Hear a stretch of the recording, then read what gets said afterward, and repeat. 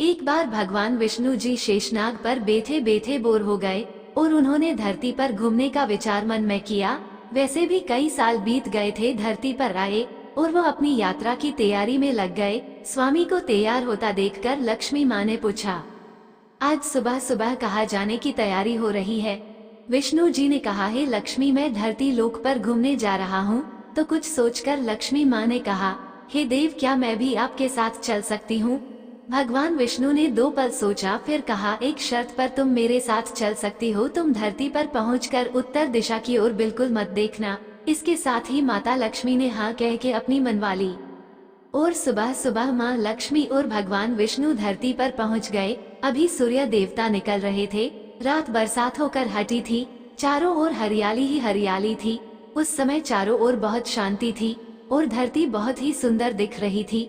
और माँ लक्ष्मी मंत्रमुग्ध होकर धरती को देख रही थी और भूल गई कि पति को क्या वचन देकर आई है।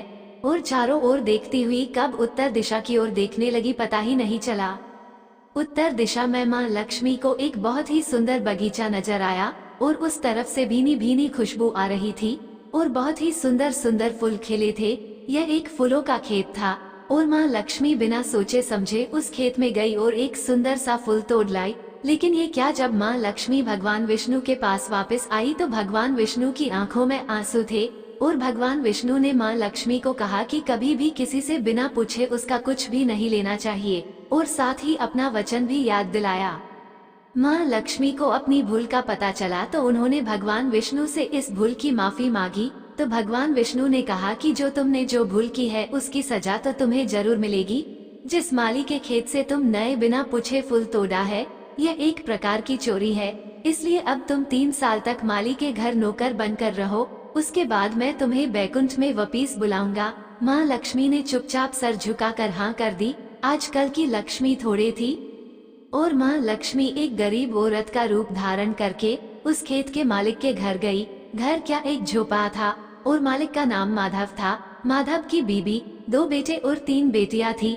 सभी उस छोटे से खेत में काम करके किसी तरह से गुजारा करते थे। माँ लक्ष्मी जब एक साधारण और गरीब औरत बनकर जब माधव के झोपड़े पर गई तो माधव ने पूछा, बहन तुम कौन हो और इस समय तुम्हें क्या चाहिए? तब माँ लक्ष्मी ने कहा, मैं एक गरीब औरत हूँ, मेरी देखभाल करने वाला कोई नहीं। मैंने कई दिनों से खाना भी नहीं खाया, मुझे कोई भी काम दे दो, साथ में मैं तुम्हारे घर का काम भी कर दिया करूँगी। बस मुझे अपने घर में एक कोने में आसरा दे दो। माधव बहुत ही अच्छे दिल का मालिक था। उसे दया आ गई, लेकिन उसने कहा, बहन मैं तो बहुत ही गरीब हूँ, मेरी कमाई से मेरे घर का खर्च मुश्किल से चलता है। लेकिन अगर मेरी 3 की जगह 4 बेटियां होती तो भी मैंने गुजारा करना था। अगर तुम मेरी बेटी बनकर जैसा रूखा सूखा हम खाते हैं उसमें खुश रह सकती हो तो बेटी अंदर आ जाओ। माधव ने माँ लक्ष्मी को अपने झोपड़े में शरण दे दी और माँ लक्ष्मी 3 साल उस माधव के घर पर नौकरानी बनकर रही। जिस दिन माँ लक्ष्मी माधव के घर आई थी उससे दूसरे दिन ही माधव को इतनी आमदनी हुई फूलों से कि शाम को एक गाय खरीद ली। फिर धीरे धीरे माधव ने काफी जमीन खरीद ली और सबने अच्छे अच्छे कपड़े भी बना लिए और फिर एक बड़ा पक्का घर भी बना लिया। बेटियों और बीबी ने गहने भी बनवा लिए और अब मकान भी बहुत बड़ा बनवा लिया था। माधव हमेशा सोचता था कि मुझे ये सब इस महिला के आने के बाद मिला है। इस बेटी के रूप में मेरी किस्मत आ गई है मेरी। और अब 2-5 साल बीत गए थे, लेकिन माँ लक्ष्मी अब भी घर में और खेत में काम करती थी। एक दिन माधव जब अपने खेतों से काम खत्म करके घर आया तो उसने अपने घर के सामने दीवार पर एक देवी स्वरूप गहनों से लदी एक औरत को देखा। ध्यान से देखकर पहचान गया, अरे ये तो मेरी मुहम बोली चौथी बेटी यानी वही औरत है। और पहचान गया कि यह तो माँ लक्ष्मी है। अब तक माधव का पूरा परिवार बाहर आ गया था और सब हैरान होकर माँ लक्ष्मी को देख रहे थे। माधव बोला, है माँ हमें माफ कर, हमने तेरे से अनजाने में ही घर और खेत में काम करवाया है माँ, ये कैसा अपराध हो गया है माँ, हम सबको माफ कर दे।